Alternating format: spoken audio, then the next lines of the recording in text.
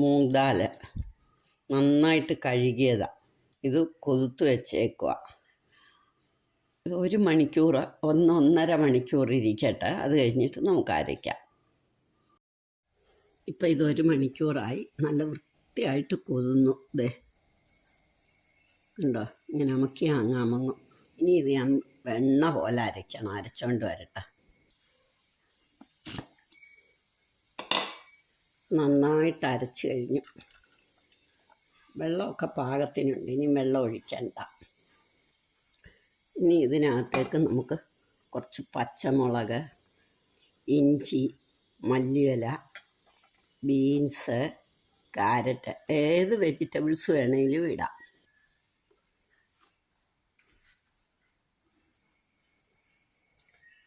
ഒരു കപ്പിന് 1/4 കപ്പ് തൈര് ഒഴിച്ചാൽ ഞാനിത് അരച്ചത്. ഇത് ഞാൻ പറയാൻ വിട്ടുപോയതാണ്. അപ്പം ആവശ്യത്തിന് വെള്ളമൊക്കെ ഉണ്ട്. ഇനി ഒരു 5 മിനിറ്റ് നമുക്കിതൊന്ന് അടച്ചു വെക്കാം.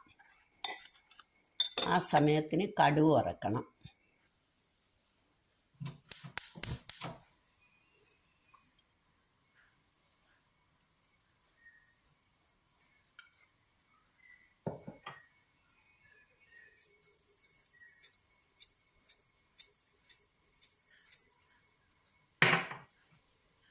രണ്ട് 3 മുളക് നമുക്ക് ചെറുതായിട്ട് മുറിച്ചിടണം.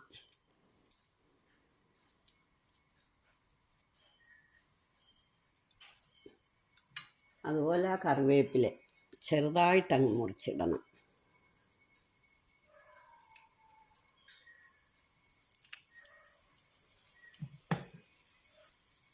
രണ്ട് ഉഴുന്നല കൂടി ഇട്ടേക്കണം.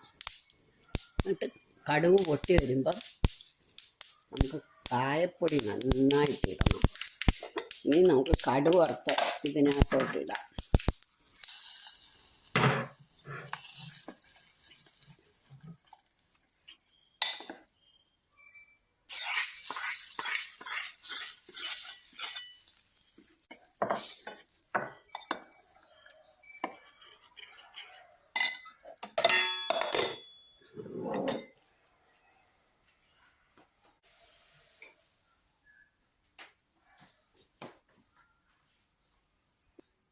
ഇനി നമുക്ക് ഇഡ്ഡലി പാത്രത്തിൽ വെള്ളം അടുപ്പിൽ വെക്കാം.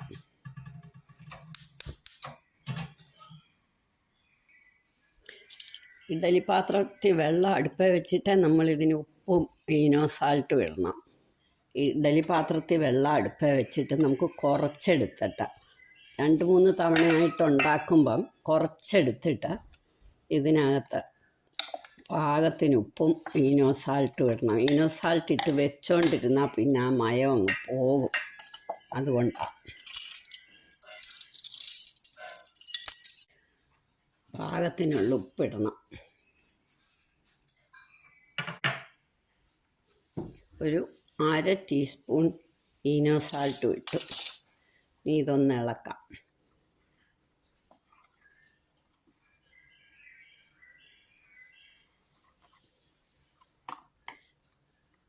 ഇത് ഇഡ്ഡലി തട്ടി വെള്ളം വെച്ചിട്ടേ ആകാവുള്ളൂ.